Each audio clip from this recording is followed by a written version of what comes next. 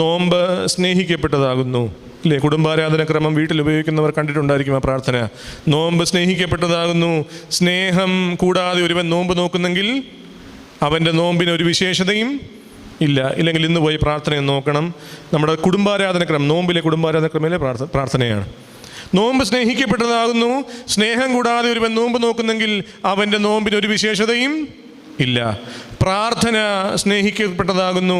സ്നേഹം അതിനെ കരയേറ്റുന്നില്ലെങ്കിൽ അവൻ്റെ നോമ്പിൻ്റെ ചിറക് ബലഹീനമായി തീരുന്നു. അവന് സ്വർഗത്തിലേക്ക് ഉയർന്നു പറക്കുവാൻ കഴിയുകയില്ല എന്ന് പിതാക്കന്മാർ കൃത്യമായി ഓർപ്പിക്കുന്നുണ്ട്. പ്രിയപ്പെട്ടവരെ, അങ്ങനെ സഹോദരനോടും ദൈവത്തോടും നിരപ്പാകുവാൻ തക്കവണ്ണം നമുക്കിടയാകുന്നുണ്ടോ? അങ്ങനെ ദൈവത്തോട് നിരപ്പായ ഒരു മനുഷ്യനെ നമ്മൾ കാണുന്നുണ്ട്. മകനെ, നീ ആരാകുന്നു എന്ന് ചോദിച്ചപ്പോൾ യാക്കോബ് തൻ്റെ അപ്പനായ ഇസഹാക്കിനോട് പറഞ്ഞു, ഞാൻ നിൻ്റെ മൂത്ത മകനായ ഏശാവാകുന്നു.